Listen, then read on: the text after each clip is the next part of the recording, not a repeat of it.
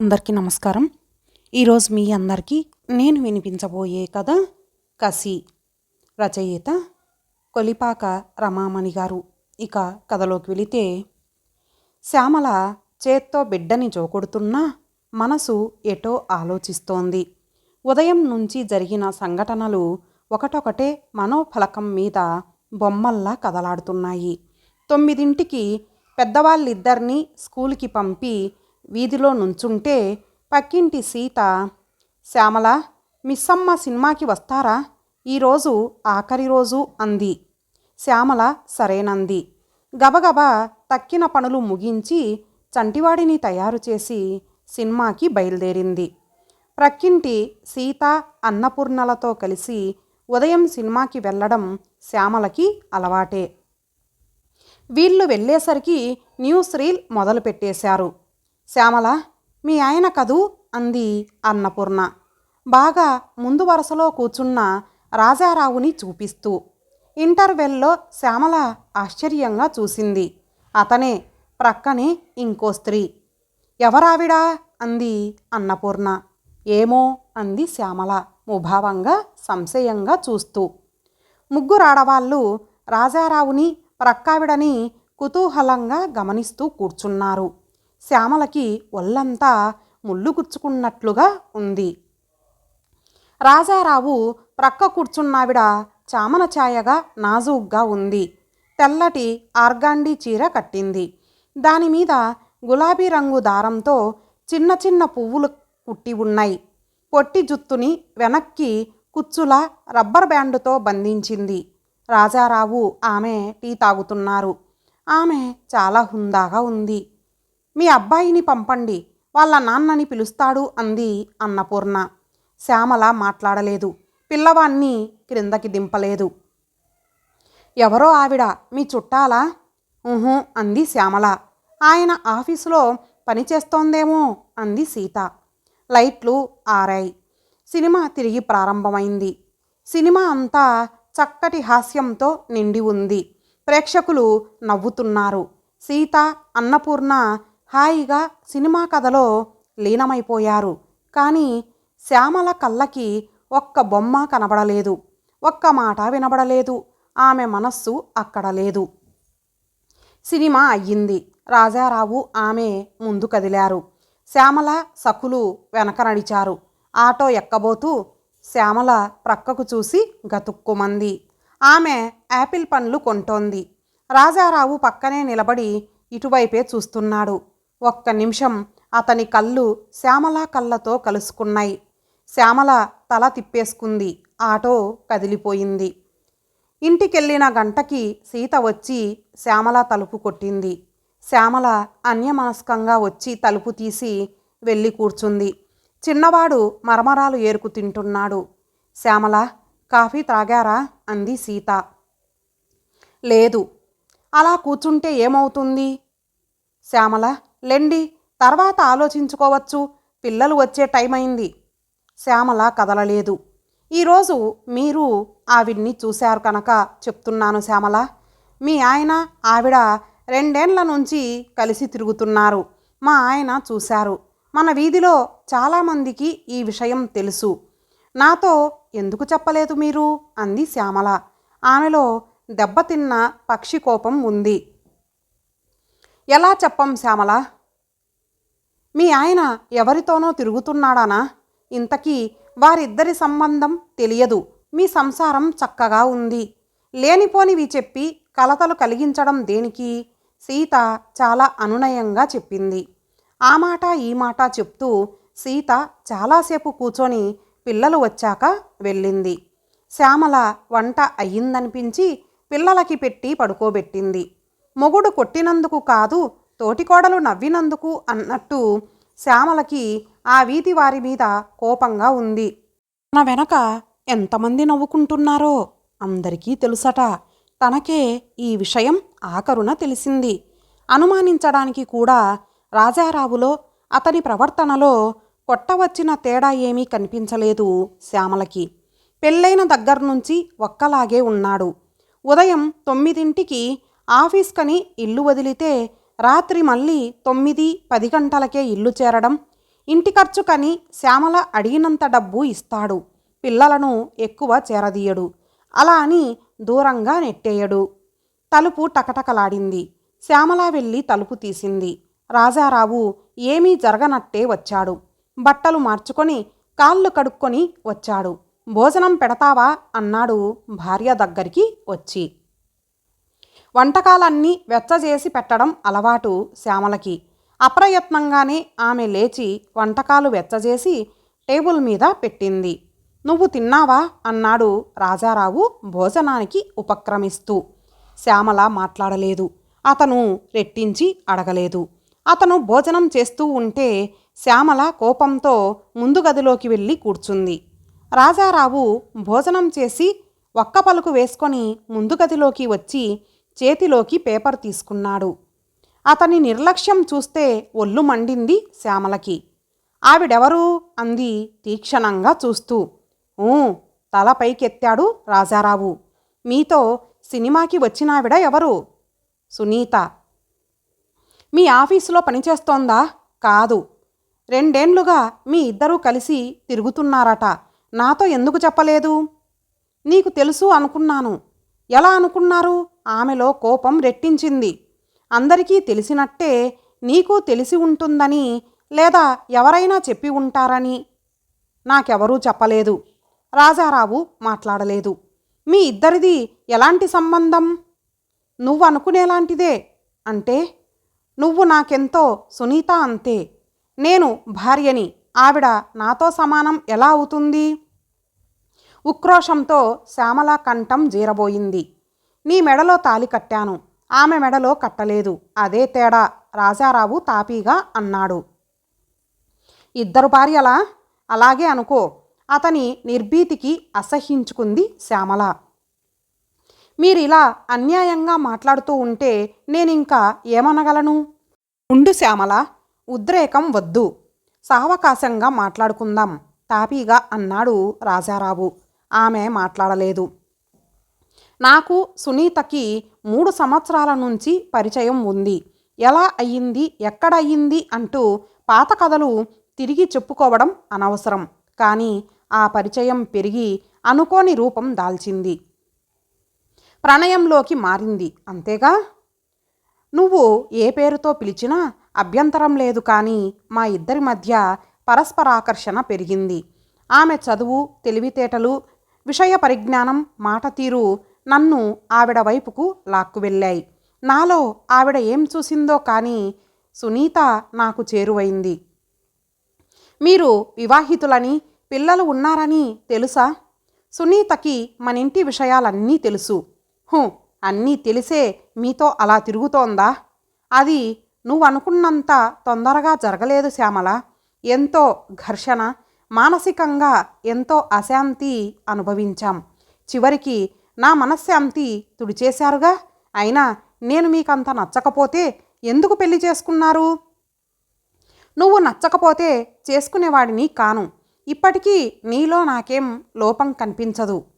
అందుకే దాన్ని తగులుకున్నారు కసిగా అంది శ్యామల. రాజారావు ముఖం చిటపటలాడింది. అంత నీచంగా మాట్లాడకు శ్యామల. ఇప్పుడు నన్నేం చేయమంటారు? నాకు విడాకులిచ్చి ఆవిడని చేసుకుంటారా? నీకు నేను విడాకులివ్వను. ఎప్పటిలాగే మన సంసారం నడిచిపోని. అదెలా సాధ్యం? ఆవిడ సంగతి, మీ సంబంధం తెలిసాక నేను మీతో కాపురం చెయ్యలేను. శ్యామల చరచర పడక గదిలోకి వెళ్ళి చంటివాడి పక్కన పడుకుంది. ఆమె మనసులో కోపం, ఉక్రోషం, ఈర్ష్య. కాసేపటికి రాజారావు వచ్చి తన మంచం మీద పడుకొని అన్నాడు. ఈ 3 ఏళ్లుగా నీకు ఏ సంగతి తెలియదు. మన సంసారం సాఫీగా సాగిపోతూ ఉంది. నా ప్రవర్తనలో తేడా ఏమీ నీకు కనిపించలేదు. ఇక ముందు నీ ఎడల నా ప్రవర్తన మారదు. నీకు, పిల్లలకి ఏ హాని జరగదు. మీరు మా నుంచి దూరం కావడం కన్నా పెద్ద నష్టమేమిటి ఉంటుంది? శ్యామల కళ్ళల్లో నీళ్లు తిరిగాయి. మీకు నేను ఎప్పుడూ దూరం కాను అన్నాడు రాజారావు. శ్యామలకి రాత్రంతా నిద్ర పట్టలేదు.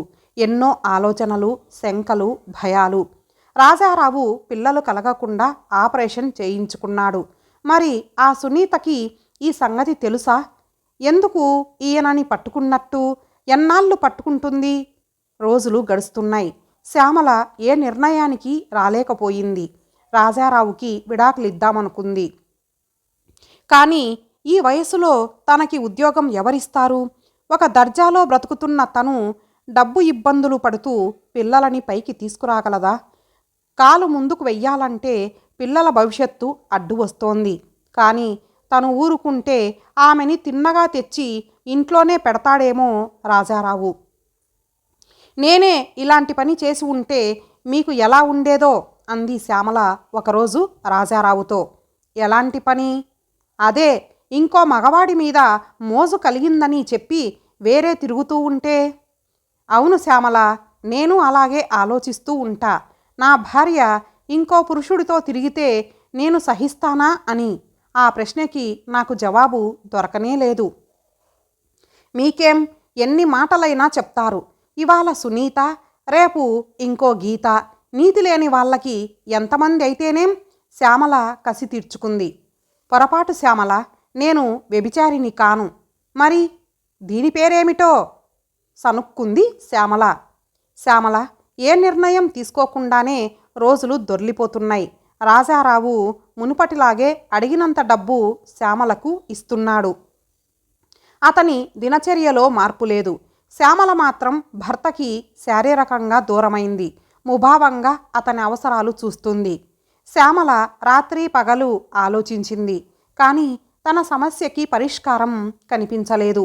రాజారావుని వదిలేసి పిల్లలతో సంసార భారం మొయ్యలేదు.